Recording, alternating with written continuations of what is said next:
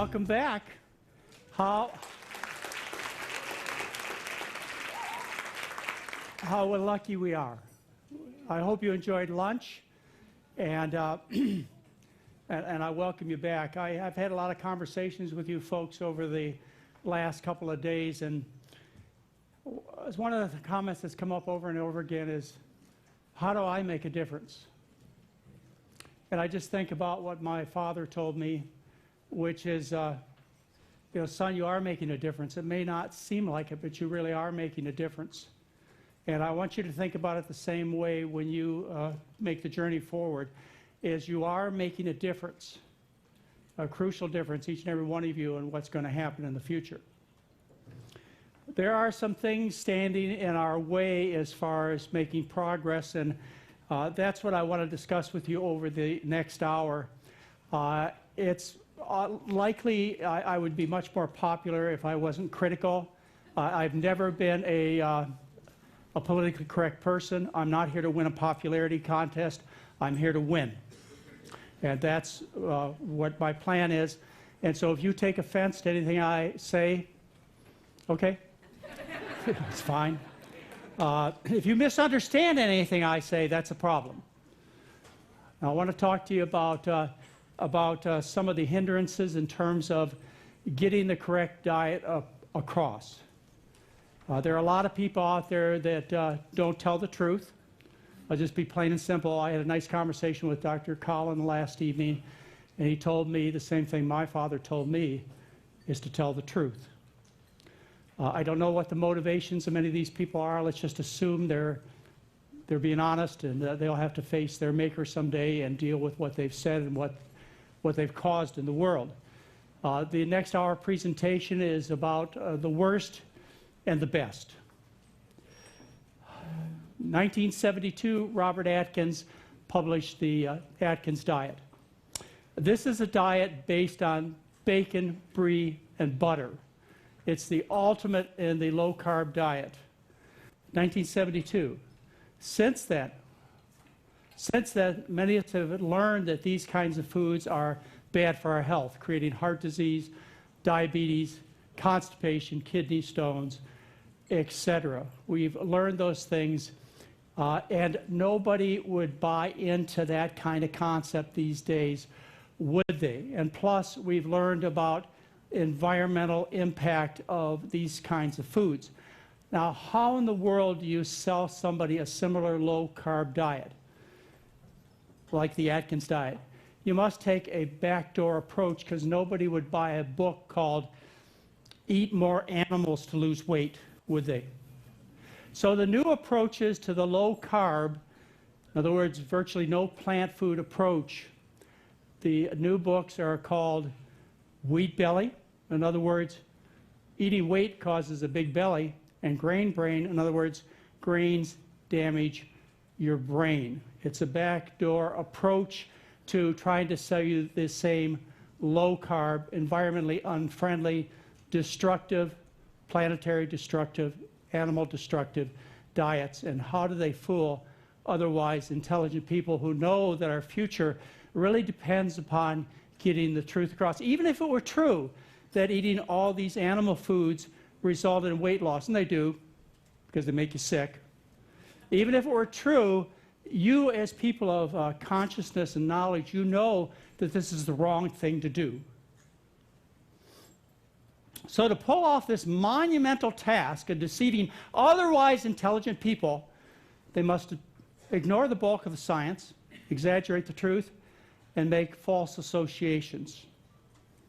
Everybody with me? Okay, so I'm going to tell you about how this works. Let's first explain what high carbohydrate, low fat diets are. These are diets with lots of sugar. Sugar is made by plants. Only plants make sugar. The kind of sugar I'm talking about is formed in natural sugars like starches, vegetables, and fruits. It's not refined sugar like they put in Coca-Cola. Okay, you have to be clear about this.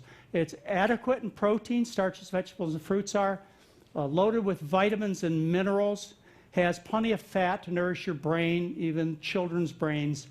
That's the kind of diet I recommend, is high carbohydrate, starch-based meal plan. A low carbohydrate diet has almost no plant foods in it. That was the original Atkins diet. You had to eat so little sugar that you went into ketosis, which is a state that simulates sickness, and that's the way it works. You initially lose your carbohydrate stores, your glycogen storage, which are about 2 pounds invisibly stored in your muscles and liver as glycogen, and with each 2 pounds, with each molecule of glycogen goes 2 molecules of water. For each 2 pounds of glycogen, you store 4 pounds of water. So initially, you start these sugar-deficient diets, carbohydrate-deficient diets, and you're impressed because you just lost 6-8 pounds of water. And then you go into ketosis, you lose your appetite, you're sick, you continue to lose weight for a while. Now, because people who recommended these kinds of diets, these very low carbohydrate diets, they've been going back for more than 100 years. Because the science was so overwhelming that these diets were deficient, dietary fiber is only present in plants. Vitamin C is only present in plants. Phytochemicals only present in plants. They have come back with an apology. It is an apology. What they've added is they've added non-starchy red, green, and yellow vegetables like some kale, broccoli, Brussels sprouts, to apologize for these dangerous diets. So don't get confused. It's not that these people don't recommend some vegetables, but their goal is to get you to the bliss of ketosis. All right, let's talk about how you have to ignore the bulk of the scientific literature. To ignore the bulk of the scientific literature, you have to address what you and I care about, what dietitians care about, what doctors care about, what hospitals should care about, and insurance companies should care about. Not about whether or not you lose some weight, but whether or not you get healthy and avoid disease and live long. Isn't that the important thing? There have been 3 major studies that have addressed the effects of low carbohydrate diets on disease and mortality. They are published in the Annals of Internal Medicine in 2010. The animal low carbohydrate score was associated with a higher all-cause mortality.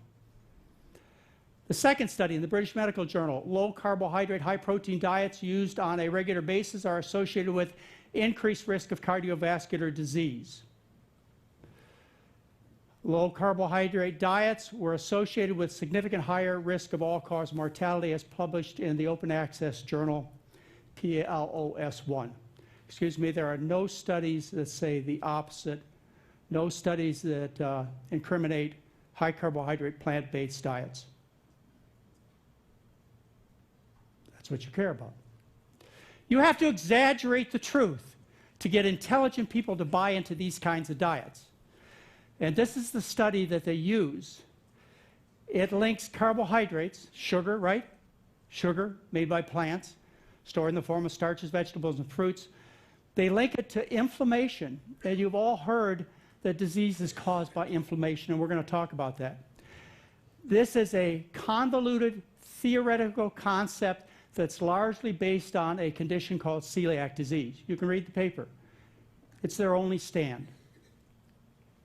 Celiac disease, it's an unusual condition. It affects fewer than 1 in 100 people. It's an important disease. Don't let me minimize the importance of celiac disease, particularly for those people who have celiac disease. What happens in these sensitive people when they eat the gluten moiety that's found in high concentrations of wheat, barley, and rye, the intestinal villi get damaged. The intestinal villi have a one-cell layer that protects you, the inside of the body, from the food in the gut. And when that gets damaged, you develop a leaky gut, and that can be followed by all kinds of things, increased risk of cancer, autoimmune diseases, etc. This is why you hear so much about gluten. And remember, 30 to 40% of the consumers are out there trying to buy gluten-free foods, gluten-free cakes and cookies to solve their health problems. Now, this hurts people with real celiac disease. This is a serious condition. Say you're somebody with celiac disease and you really need to avoid wheat, barley, and rye. And you go to the restaurant and you tell the waiter, I have a serious condition. I have to be gluten-free. I don't want wheat, barley, and rye. And your soup comes out with some croutons. And you start to eat it and you get very sick. Well, the waiter says, look, the last 30 people who came in here who said they couldn't have gluten, I didn't see them get into trouble. You see, it's a disservice to people with celiac disease, too, to falsify this information. Fewer than 1% of the population has this important condition. But you can't use celiac disease to demonize all carbohydrates for all people. Even if you have celiac disease, look at the grains that you can eat. Rice, corn, how about the other starches? Potatoes, sweet potatoes. But see, these authors, they generalize it to all carbohydrates, to all people. But consider the importance of even wheat, barley, and rye, the foods high in gluten, to the world. I mean, consider the global historical perspective. Wheat, barley, and rye fueled the development of civilizations. The Middle East used to be known as the bread basket of the world. The staff of life is bread. Still today, grains, including wheat, barley, and rye, serve as the major source of protein, fats, vitamins, and minerals around the world. Let's have a little fun. Wheat belly and grain brain have solved the obesity crisis in America. Really? And by eating the foods that actually made everyone fat. It's a miracle!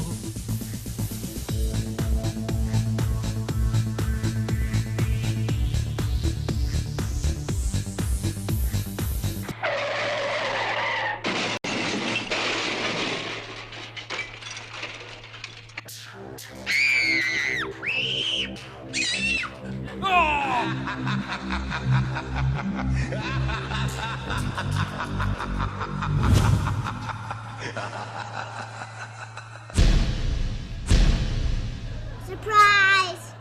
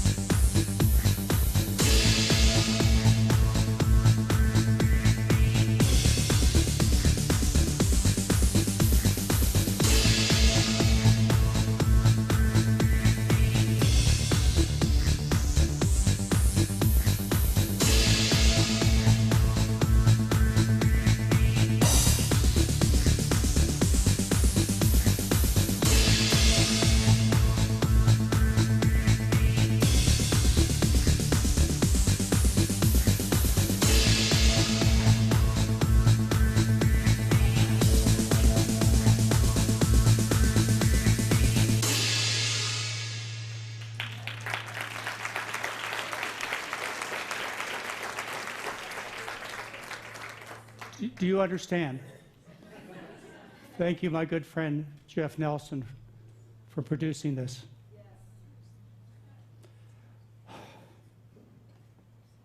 You can see the truth, ladies and gentlemen.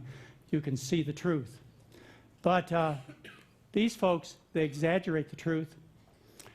The scientific studies on grains, whole grains, wheat, etc., show that grains, if you review all the studies, have a 26% reduction in the risk of type 2 diabetes and a 21% reduction in the risk of heart disease. That's what the science says. Low carbohydrate diet advocates confuse people with the claim that it's inflammation that's the cause of disease. Inflammation is the cause of disease. They confuse even scientists and TV hosts. People get confused. Inflammation causes disease. Inflammation is the result of injury. Let me explain to you how this happens so you can easily understand it. You have healthy lungs. You smoke cigarettes. The cigarette particles injure the lungs. the lungs become inflamed. If you continue to repeat that injury 20 times a day, eventually that inflammation results in the laying down of scar tissue, and then you get emphysema. Do you understand where inflammation comes from? If you injure yourself, the natural, normally healing response of the body is to swell, become red, develop pain. It's inflammation. It's the result of repeated injury. The source of repeated injury for the diseases that we suffer from is an uncontrolled fork and spoon. The very foods advocated by low-carbohydrate diet gurus. If you want to stop the inflammation, you stop the injury, and the natural response of the body is to heal, and you reverse disease. It is no more complicated than that. If I keep throwing acid on my skin, I will keep developing sores on my skin.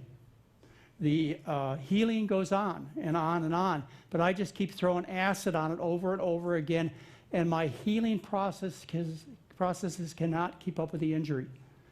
Now, how do I get that hand to heal? I stop the repeated injury. Do you understand? It's the same thing with the rest of your body, the arthritis, the inflammation of the arteries, and so on. If you want to heal, healing's always going on. Your body has never let you down. You just must stop the repeated injury, as one of our next advanced study speakers will tell you about, Dr. Dean Ornish. In his classic research where he took people with severe coronary artery disease, stopped the repeated injury, and guess what? They healed. Atherosclerosis is reversed. Your body never, ever stops healing. Low-carbohydrate diet advocates claim grains, and especially wheat, are the source of inflammation. One of the ways you measure inflammation is with a non-specific blood test called a C-reactive protein, and if it's highly sensitive HS, then it means it's very good at detecting inflammation. Inflammation, there are some signs of inflammation, like if you get an infected lung. Your body becomes inflamed, tries to heal. One of the signs you develop is a fever. Well, you also develop a fever if you get an infected foot or get malaria. I mean, the body only has a few ways to respond to injury. And one of those signs of response to injury, a sign of inflammation, is C-reactive protein. And we measure that in the blood as high sensitivity C-reactive protein. So let's look at what the research says. Whole grains are associated with serum concentration of high sensitivity C-reactive protein among postmenopausal women.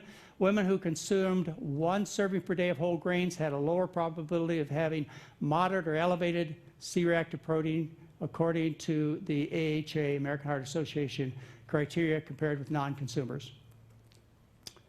So wheat products lower inflammation. Let's see. After adjusting for other dietary factors, each serving of whole wheat grains is estimated to reduce C-reactive protein concentrations by approximately 7%.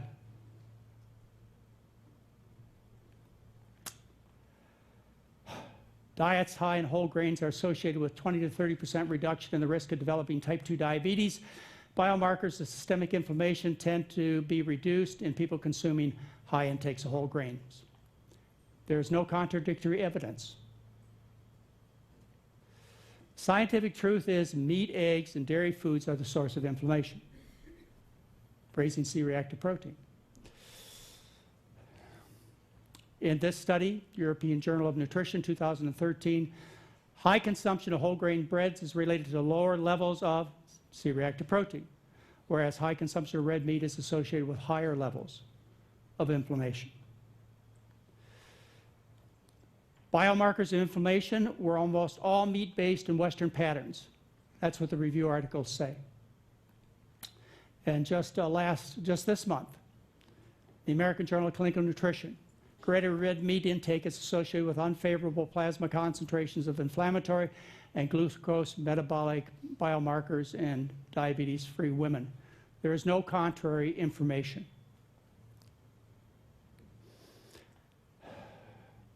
Scientific truth is meat, dairy, and eggs are the sources of inflammation. Now, there are various explanations as to how this injury occurs. It doesn't matter. We know the source of the problem. There's the cholesterol hypothesis, which we talked about, how cholesterol or oxidized cholesterol injures the arteries. If you want a complete review of 90 years of research, Stuart Trussell will provide it for you in this very comprehensive book. We've talked about the TMAO hypothesis, trimethylamine oxide, published in the New England Journal of Medicine, how when you eat carnitine, carna, you get it, meat, or choline, which is present in animal foods, that goes, when these foods, these precursors from meat, dairy, and eggs go into the gut bacteria can convert these precursors into trimethylamine, which is converted in your liver to trimethylamine oxide, which damages your arteries. Another thing you ought to think about is this particular paper, which is human beings were not designed to consume cow's milk. And cow's milk, just think about it. It's the wrong food and easily is a major source of the disease that people suffer from. What do you care what the mechanism is? There is no debate, ladies and gentlemen. There is absolutely no debate about this. A guy named Snow, the father of epidemiology, he did some research in London a few centuries ago. What they were finding is that people were getting sick in London, but he noticed some differences. He noticed that there were a few places in this area of London where they didn't get this terrible, deadly disease. What he noticed was in a beer factory where they got their water from a special source, the people at that population didn't get this horrible disease. And then what they discovered, epidemiology, by looking at the area where the disease occurs, they discovered a well. And what he didn't know what was in the well. He didn't know about cholera. They didn't discover cholera for another 100 years. He just took the pump handle off the well and cured cholera in London. Father of epidemiology. All you have to do is take the pump handle off the well. You don't have to know the mechanisms. We know where the problem is. So you have to make false associations to sell intelligent people these low-carb diets. They claim carbohydrates, sugar. Remember sugar, starches, vegetables, and fruits. Carbohydrates are the cause of diabetes. Well, diabetes, you know, they have high blood sugar. So you assume it has to be true. And after you eat starches, vegetables, and fruits, your blood sugar goes up. Well, it's supposed to go up. That's why you eat. And if you happen to be an endurance runner, you eat foods that are very high in carbohydrates called carbohydrate loading. And you even eat foods that have a high glycemic index so you can get more energy to replace that glycogen so you can win the race. The blood sugar is supposed to go up. That's normal physiologic function from eating. And your lowest glycemic index foods are your animal foods. Yeah. Worldwide, just look at the picture. Look at the countries where obesity is common. Type 2 diabetes and obesity are virtually equal. Look at diabetes worldwide. You know, in China, back before 1980, fewer than 1% of the population was diabetic. Today, China has the highest incidence of diabetes in the world, 12% of the population. What happened? Their genes change? They catch a virus? Meat consumption. Dairy consumption. People eat these foods, they're rich foods, they get fat and sick like kings and queens of old. Now, I hope you've heard this message from me clearly. I want to state it again so that you can take action. And that message is somebody can't walk up to you and say, you can't eat meat, you can't eat dairy, because you say, well, I will starve to death, there's nothing to eat. It's like not breathing air or drinking water, it's impossible to do. You can't give that message to people, they don't get it, and they can't get it. Instead, what you must explain to them is that the human being is a starchivore, a starchitarian, a starch eater. We always have been, we always will be. no matter how far you look back in history, and we've gone a long ways back in history today. The Mayans and the Aztecs, the people of the corn. The Asians, rice eaters.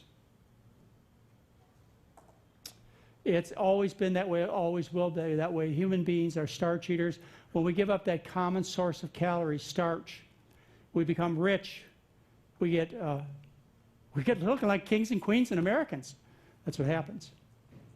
Now, I know some of you think I'm rather draconian, I'm rather severe because of the kind of recommendations I give you. That's because you can't do otherwise than for me to define for you what to do in black and white. It's just like if you've ever been a cigarette smoker. I've never met a cigarette smoker who cut down and quit. I've been in medicine 40 years. I've never met an alcoholic that sobered up by switching to beer. I've never seen it happen. You must have black and white decisions that you can make. If I tell you that white is starches, vegetables, and fruit, and black, in other words, rich foods, whatever you want to call them, however you want to categorize it, the rich foods are meat, dairy, eggs, poultry, fish, and oil, then you can take action. People ask me often, how do I change? What do I do to change? Well, I have to defer to our former First Lady, Nancy Reagan. Just say no. That's the only card on the table, I promise you. You just say, you have been addicts before, some of you. Tobacco, alcohol, other addicts. Well, how did you fix it? You just stop. Plain and simple. Unless somebody gives you these clear marks of distinction, you don't stand a chance. If they tell you moderation is okay, a little bit's okay. I don't understand one cigarette or 2 cigarettes a day. I know 2 packs, I know none. That's why I teach the way I do, is I want you to be able to take action. As far as sugar, you know what I mean by sugar? Plants take carbon dioxide from the air and water from the ground, and then through a process called photosynthesis, with the energy of sunlight, they make sugar. That's the basic element of energy, sugar, and then they combine these glucoses together in long chains called starch. Starch. Well, does sugar cause diabetes? Sugar raises blood sugar a little bit, and it's supposed to after you eat, and people with diabetes have very high blood sugars. But that's what it is. And the other thing I have to mention is diabetics are very sick people. They have more Alzheimer's, more heart disease, they're more obese, but it's not because of the high sugar, it's because the foods they eat make them fat and sick, and also the blood sugar is raised. So it is true diabetics have more disease. But does sugar cause diabetes? Should be the question on your mind. You ought to look at the scientific research to prove it one way or the other. Oh, Shirley Sweeney did some of the first experiments, 1927. We talked about them a little bit this weekend. Shirley Sweeney took his medical students. He divided into several groups. He fed them either high sugar or high fat diets. All of his medical students became diabetic within about 3 days on a high fat diet. On a high sugar diet, no diabetes. But his mentor was a fellow by the name of Percival Hemsworth. Percival Hemsworth did the classic study published in 1940, some of his final work in the British Medical Journal. He took a diabetic, several diabetics, and what he did is he fed them either a high-fat diet or a high-carbohydrate diet, and look at their blood sugar levels after those 2 kinds of diets. Fat paralyzes insulin, prevents it from working. That's what the research